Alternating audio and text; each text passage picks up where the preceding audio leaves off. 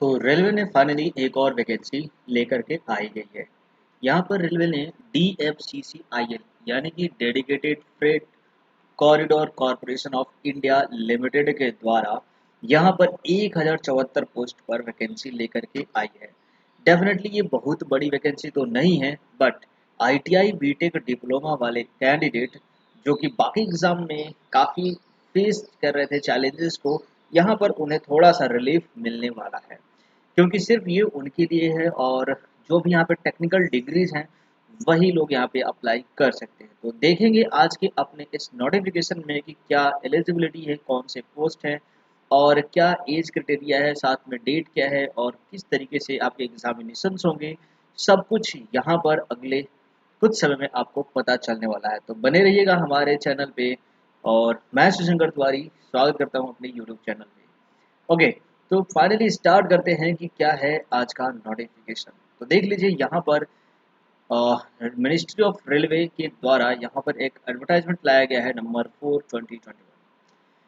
Dedicated freight corridor corporation of India limited के द्वारा यहाँ पर एक नोटिस जारी किया गया, जिसमें आपको बताया जा रहा है 24 अप्रैल 2021 को कि आप यहाँ पर एक tentative date for competitive based test जिसको बताया गया है कि जून 21 में होगा, उसे आप 24 अप्रैल से लेकर के 23 मई तक अप्लाई कर सकते हैं।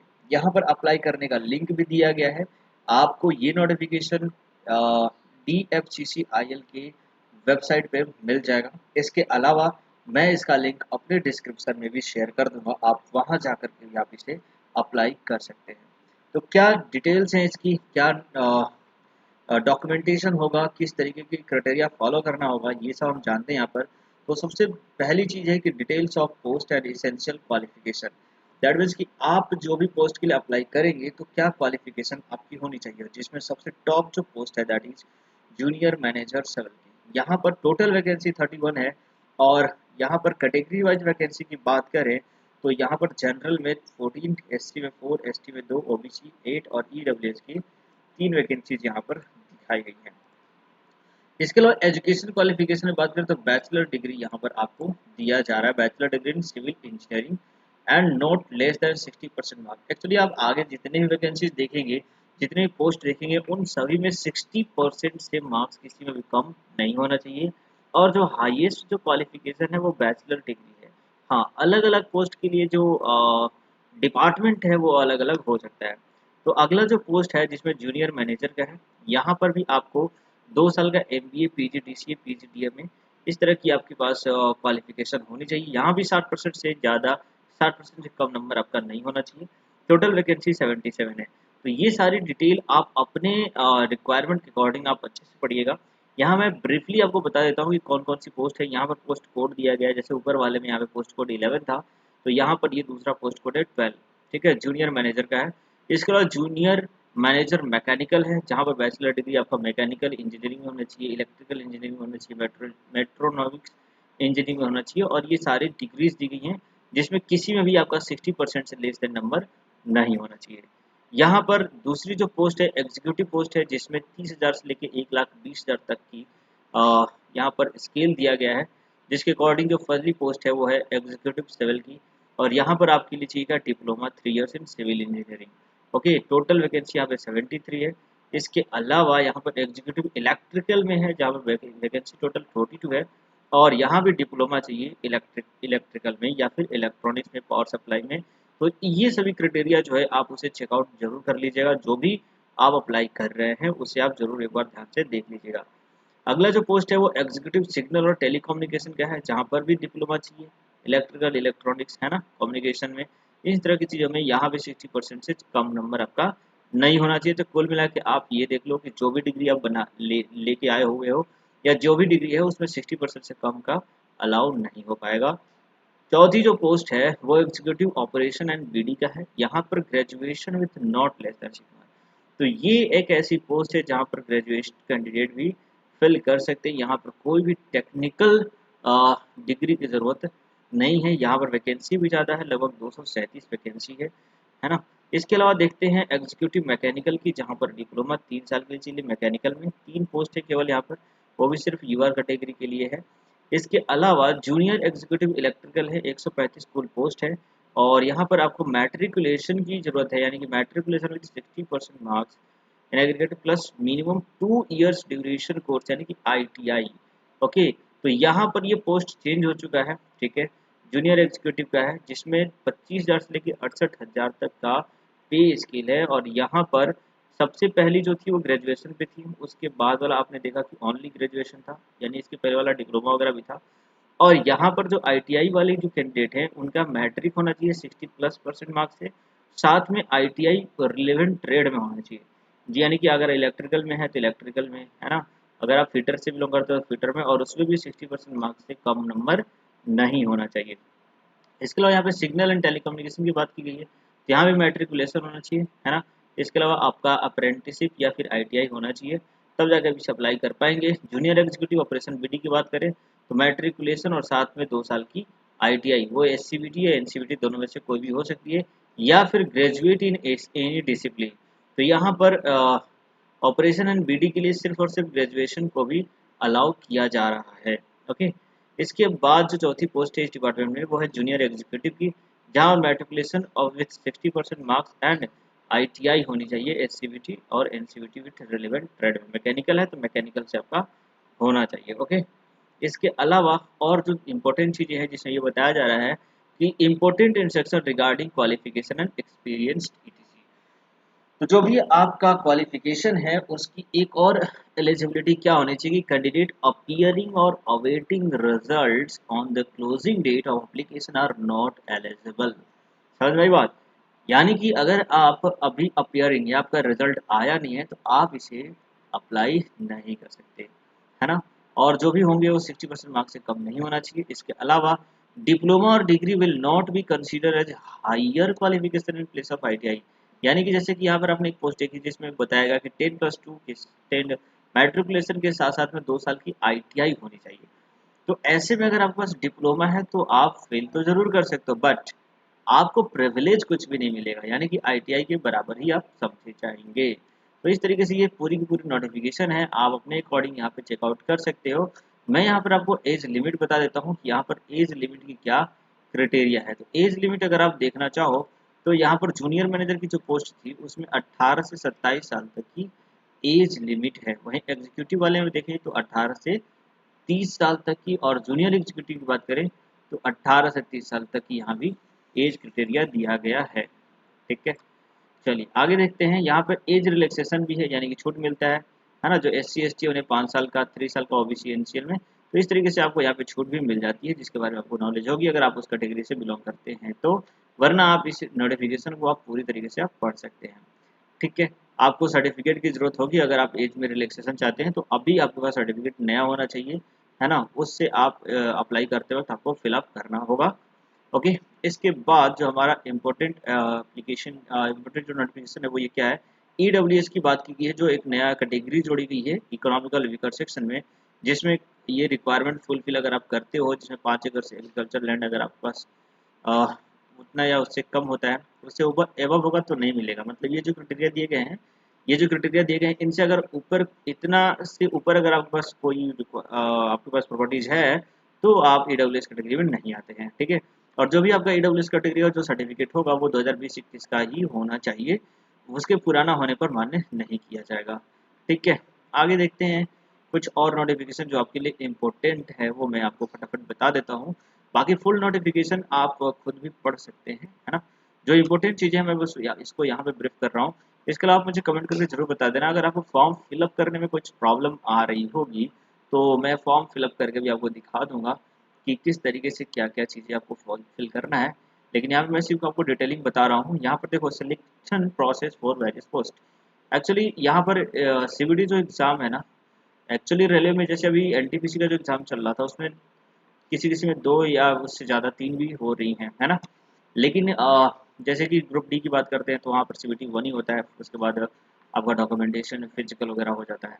ठीक है, तो यहाँ पर भी बहुत सारी पोस्ट हैं जिसमें सिर्फ और सिर्फ CBT यानी कंप्यूटर बेस्ड टेस्ट ही होने वाला है। ठीक है, वही आपका फाइनल टेस्ट होगा CBAT यानी कि कंप्यूटर बेस्ड एप्टीट्यूड टेस्ट, जो है वो सिर्फ और सिर्फ एग्जीक्यूटिव ऑपरेशनल एंड BD के लिए है। बाकी और किसी एग्जाम, एक बार की और किसी भी पोस्ट के लिए दूसरा पेपर नहीं होगा। तो ये भी एक काफ़ी अच्छी न्यूज़ है ना। आपको सिंगल पेपर ही देना है, सिंगल पेपर से ही डिसाइड हो जाएगा कि आपका सिलेक्शन होगा या नहीं होगा। इसके बाद आपका डॉक्यूमेंट वेरिफिकेशन होगा, सब में इंटरव्यू, सिर्फ और सिर्फ ऊपर की जो 3 पोस्ट हैं जिसमें जूनियर मैनेजर की जो पोस्ट है उन्हीं के लिए यहाँ पर इंटरव्यू अप्लीकेबल है, बाकी और किसी में भी इंटरव्यू नहीं होगा। और मेडिकल टेस्ट सबके में होने वाला है। तो यहाँ पे कुल 12 पोस्टें हैं, 12 अलग अलग पोस्टेज हैं। इन सभी पोस्टेज में इस तरह की क्राइटेरिया फॉलो की जाएगी। तो आपको पता चल गया होगा अभी, है ना। और स्कीम ऑफ एग्जामिनेशन की बात करें तो किस तरीके से आपका एग्जामिनेशन होगा, जिसमें पहला जो पेपर है वो सीबीटी है, कंप्यूटर बेस्ड टेस्ट, जो कि ऑनलाइन मोड से होगा यहाँ पर, है ना। और ये जो मोड होगा ऑनलाइन मोड, ये कुल मिलाकर आपको 2 घंटे का टाइम दिया जाएगा यहाँ पर, है ना। टाइम 2 घंटे का रहेगा और 120 क्वेश्चन यहाँ पे आपको मिलने वाले हैं, ठीक है। तो इस तरीके से, और ये जो पेपर होगा पूरा का पूरा objective multiple choice type question होंगे, जिसमें 120 क्वेश्चन होंगे, है ना। इसका सिलेबस आगे मैं आपको बता दूंगा कि कौन कौन से सिलेबस आने वाले हैं।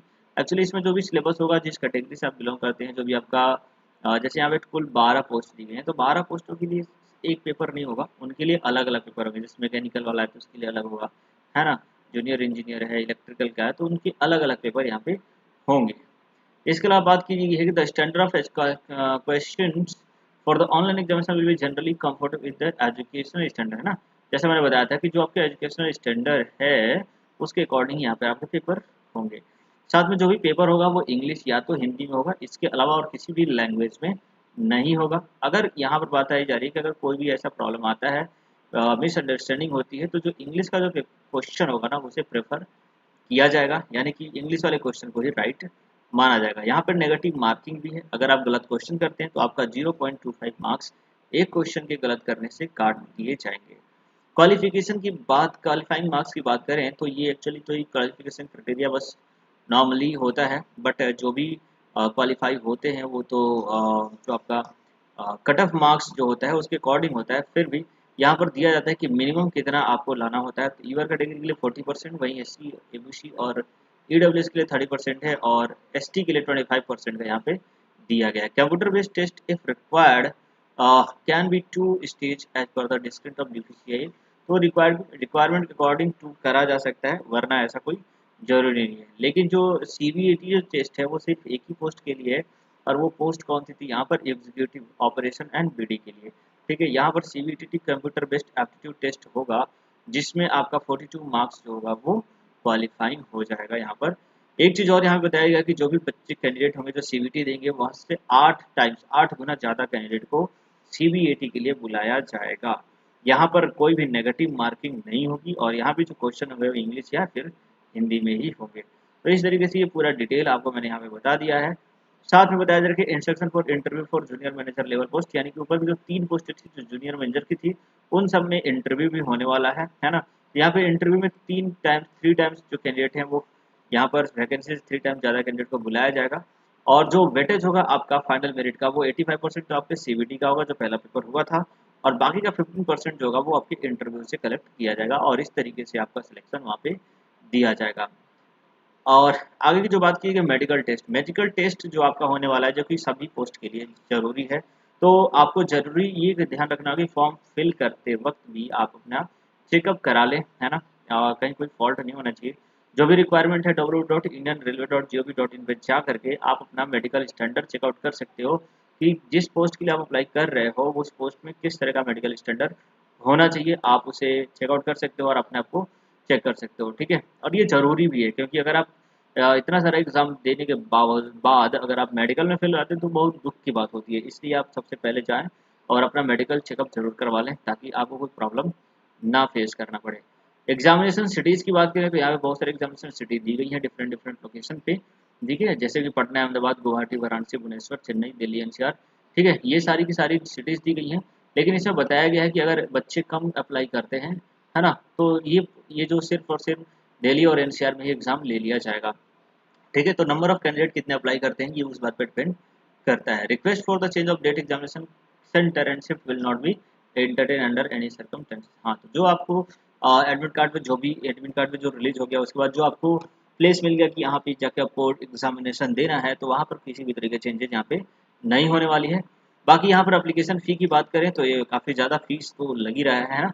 जूनियर मैनेजर की जो पोस्ट है उसके लिए आपको 1000, एग्जीक्यूटिव के लिए 900 और जूनियर एग्जीक्यूटिव के लिए यहाँ पे कुल 700 रुपये का फीस लगने वाला है, जो भी यूआर, ओबीसी और ईडब्ल्यूएस के जो कैंडिडेट हैं। इसके अलावा एससी, एसटी, पीडब्ल्यूडी और एक सर्विसमैन के जो कैंडिडेट हैं उनका यहाँ पे कोई भी फीस चार्ज नहीं किया जा रहा। एक चीज़ और आपको जानना चाहिए कि ये जो फीस है ये रेलवे का है, उसके अलावा जो जीएसटी और बैंक चार्ज जो लगते हैं वो आपको अलग से देने पड़ेंगे। तो काफ़ी ह्यूज अमाउंट यहाँ पे आपको खर्चा होने वाला है।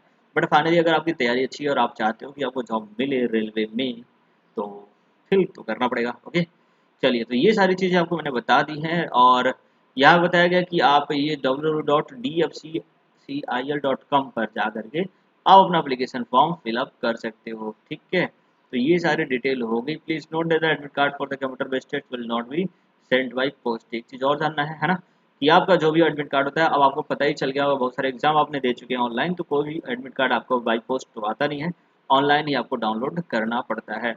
तो ठीक है, ये सारी जनरल इंस्ट्रक्शन यहाँ पे दी गई हैं, आप इन्हें पढ़ लीजिएगा एक बार। ठीक है, मैं यहाँ पे ब्रीफली काफ़ी बता दे रहा हूँ। ठीक है, आप ताकि आप चीज़ों को समझ सको। बाकी और कोई भी क्वेरी करनी होगी तो आप मुझे ज़रूर कांटेक्ट करिएगा, मैसेज करिएगा, कमेंट कर दीजिएगा, मैं उसका डेफिनेटली रिप्लाई वगैरह कर दूंगा, है ना। इसके बाद यहाँ पर आप देख सकते हो कास्ट सर्टिफिकेट वगैरह का, ये जो भी सर्टिफिकेट होता है वो कैसे बनता है उसका यहाँ पे खास फॉर्मेट दे दिया जाता है। सारे सारे नोटिफिकेशन में ये सब चीज़ें दी जाती हैं, है ना। तो आपको अगर किसी भी तरह का प्रॉब्लम होता है तो ज़रूर आप मुझे कमेंट करके बताइएगा। तो फिलहाल इस वीडियो में इतना ही रखते हैं, तब तक के लिए आपका दिन शुभ रहे। हाँ, अगर चैनल पर आप नए हो तो ज़रूर सब्सक्राइब कर दीजिएगा, क्योंकि जो भी वैकेंसी वगैरह आती है, चाहे वो एसएससी का, रेलवे का हो, वो यहाँ पे अपडेट होता रहता है। इसके अलावा जीके की तैयारी कराने की जिम्मेदारी हमारी होती है। आपके जितने भी एग्जामिनेशन हो रहे, चाहे वो एसएससी को हो, जैसे सीएसएस का भी पोस्टपोन्ड हो गया एग्जाम, रेलवे का जो भी 7th फेज एग्जाम चल रहा था, चलने वाला था एक्चुअली, वो भी पोस्टपोन्ड हो चुका है। तो इन सभी एग्जामिनेशन के प्रिपरेशन के लिए जीके काफ़ी ज़्यादा रोल प्ले करता है ना। तो जीके का जो पेपर है उसका तैयारी मैं यहाँ पे कराता हूँ। उसमें आपका स्टैटिक जीके के साथ साथ physics, chemistry, biology, geography and इसके अलावा पॉलिटी, हिस्ट्री, जो भी क्वेश्चंस जो इंपॉर्टेंट होते हैं उसको मैं डेली बेसिस पे क्विज वाइज यहाँ पे कराता हूँ। और रोजाना सुबह 6 बजे करंट अफेयर्स पे आपका स्वागत है, जहाँ पर मैं देश दुनिया में होने वाली जो भी न्यूज़ होती हैं उसे मैं लेकर के आता हूँ और आपके एग्ज़ाम को बूस्ट करने के लिए, आपकी जो मेमोरी पावर है उसके लिए तैयारी कराता हूँ। तो स्वागत है आपका, आपका दिन शुभ रहे। जय हिंद, जय भारत।